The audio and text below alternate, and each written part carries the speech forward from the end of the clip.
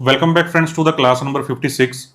We have covered in full details the calculation of working capital loans eligibility by way of various types of MPBF.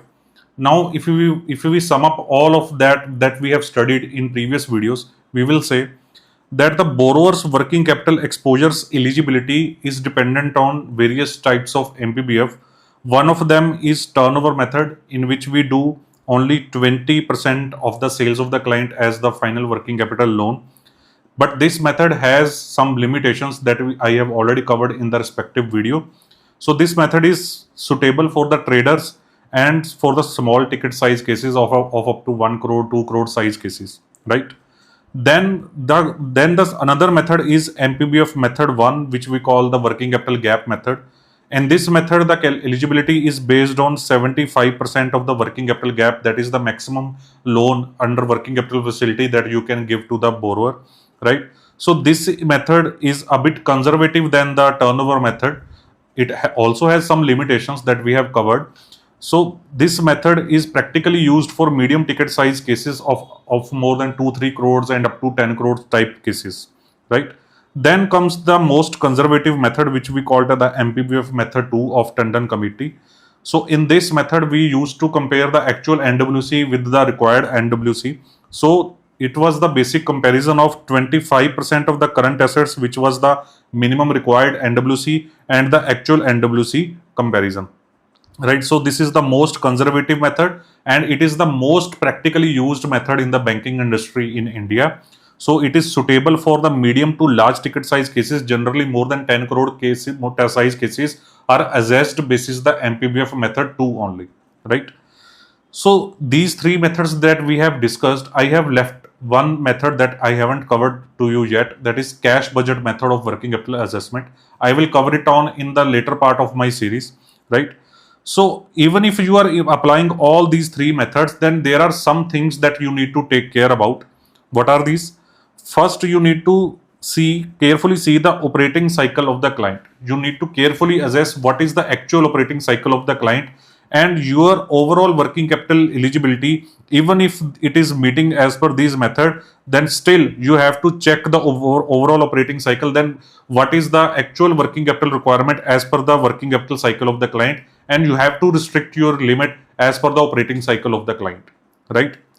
The second point you need to take care about is the drawing power for cash credit facility. If you are offering the cash credit facility, then you need to be aware about the drawing power of the borrower.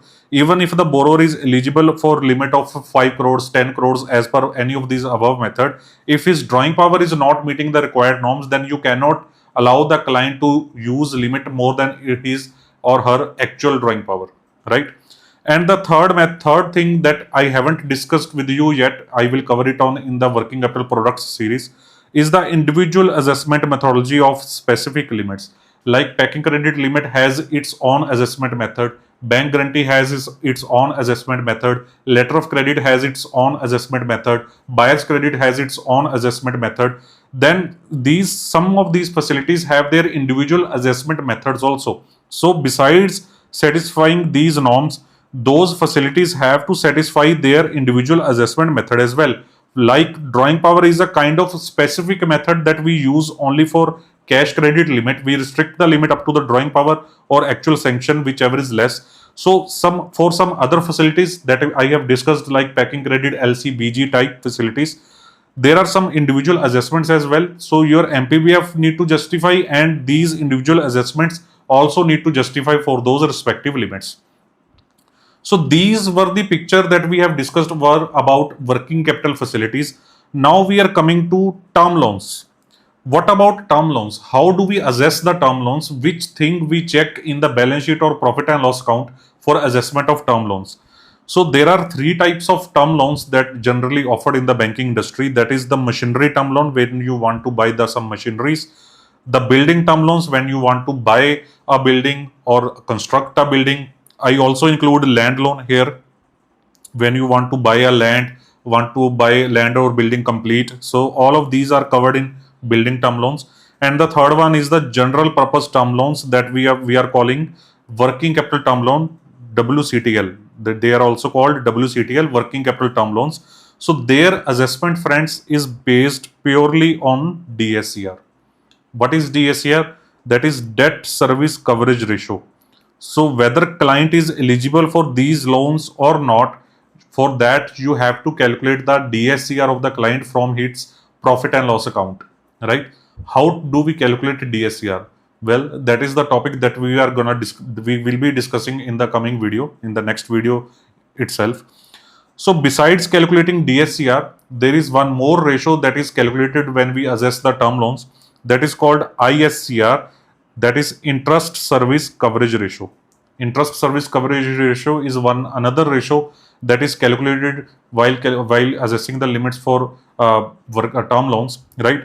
But personally saying, I think DSCR covers the most of the things that we want to know about the borrower's eligibility to repay the term loans obligations, right? Although banks are using ISCR practically also, we will also cover ISCR in our upcoming videos. So stay tuned with this channel. In the next video, we will be discussing about DSCR. Thank you very much.